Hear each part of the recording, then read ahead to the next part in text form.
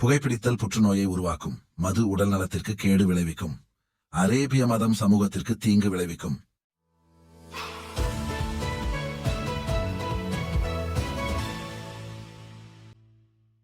இஸ்லாம் ஒரு வழிகேடு என்று நாங்கள் சொன்னால், ஐயையோ மனசை புண்படுத்திட்டானுங்க என்று வாயிலையும் வயிற்றிலையும் அடித்துக்கொண்டு சைபர் கிரைமில் புகார் கொடுப்பானுங்க. ஆனால் அதையே கொஞ்சம் மாற்றி அவர்களே சொல்லுவார்கள். ஷியா இஸ்லாம் ஒரு வழிகேடு என்று அஹ்மதியா இஸ்லாம் சொல்லும். அஹ்மதியா ஒரு வழிகேடு என்று சுன்னி இஸ்லாம் சொல்லும். சுன்னி ஒரு வழிகேடு என்று ஷியா இஸ்லாம் சொல்லும். தரீகா இஸ்லாம் ஒரு வழிகேடு என்று தவ்ஹீத் இஸ்லாம் சொல்லும். தவ்ஹீத் இஸ்லாம் வழிகேடு என்று தப்லீக் இஸ்லாம் சொல்லும். தப்லீக் இஸ்லாம் வழிகேடு என்று சூஃபி இஸ்லாம் சொல்லும். சூஃபி இஸ்லாம் வழிகேடு என்று சலஃபி இஸ்லாம் சொல்லும்.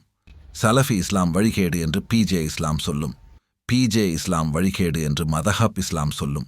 இப்படியெல்லாம் இஸ்லாத்தை பல்வேறு கூறுகளாக கூறு போட்டு வழிகேடு வழிகேடு வழிகேடு என்று சொல்லும்போது புண்படாத இவனுங்க மனசு முஸ்லிம்கள் இஸ்லாம் ஒரு வழிகேடு என்று சொன்னால் மட்டும் புண்படுகிறதாம். இதெல்லாம் போதாது என்று குரான் மறுப்பாளர், ஹதீஸ் மறுப்பாளர் என்று புதுசா ரீல் வேறு ஓட்டுறானுங்க.